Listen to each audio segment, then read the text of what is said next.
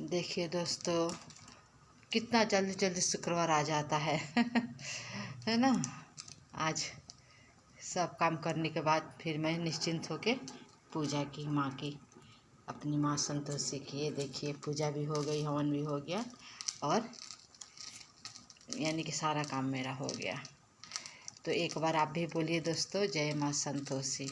मैं अपनी मन की बात एक बता रही हूँ अपने वीडियो के माध्यम से कि जब मैं छोटी थी, चौथी पाँचवीं की बात है, तो उस समय चला ही वो पिक्चर चलती थी ना, जय माँ संतोषी, तो वो देखी थी। और मेरी एक सहेली थी, तो स्कूल में हम लोग सब लोग एक साथ टिफ़िन खाएंगे लंच के टाइम में।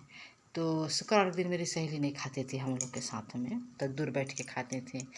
तो मैं पूछूंगी कि क्यों नहीं खा रही हो आज, तो बोलती थी कि आज शुक्रवार है, आज मौसी और भाभी उपास हैं, तो इसलिए हम आप लोग अचार वगैरह लाई होंगी और हम नहीं लाए हैं, तो इसलिए हम साइड में खाएंगे। तो साथ में बैठते थे पर वो साइड होके खाती थी। तब से मेरे मन में जगा कि मैं भी संतोषी माता का व्रत करूँगी। तो घर में मैं अपनी माँ से बोली कि माँ हमको व्रत करना है। माँ बोली नहीं नहीं नहीं, अभी नहीं करना, क्योंकि मेरी माँ भी व्रत कर चुकी थी। तो मैं बोली नहीं माँ हमको करना है। तो बोली नहीं, अभी तुम छोटी हो और एक तो तुम चंचल हो, तुम पता चले बगीचे में जाओ तो अमरूद खा लो, बैरी खा लो, खेत में जाओ तो टमाटर खा लो। तो अभी तुम नहीं कर पाओगी, क्योंकि अभी तुम्हारा उम्र खेलने कूदने की है और तुम खेल कूद में तुम काम गड़बड़ कर दोगी, अपना व्रत भंग कर दोगी। तो मैं बोली ठीक है, माँ की बात मान गई। फिर मैं फिर मैं मन में तो आस थी, क्योंकि जब शुक्रवार आता था तब मेरी सहेली साइड में खाती थी। तो हम लोग 5वीं से लेकर 10वीं तक साथ पढ़ाई किए।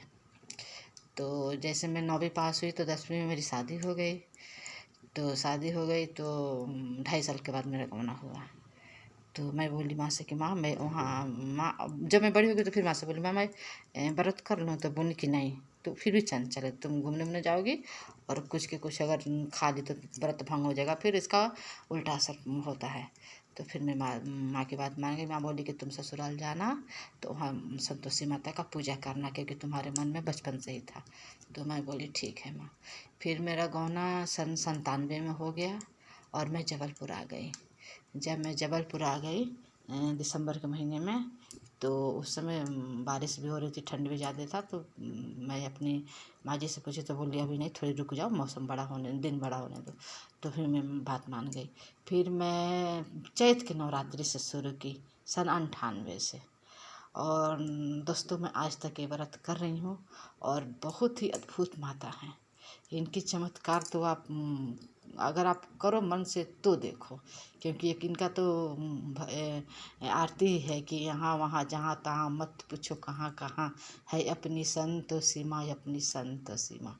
क्योंकि ये शिव की पोती हैं और बाबा गणपति की पुत्री हैं और सबका मनोकामना पूरा करने वाली माँ संतोषी हैं। तो मैं एक बार फिर बोलूँगी, जय माँ संतोषी।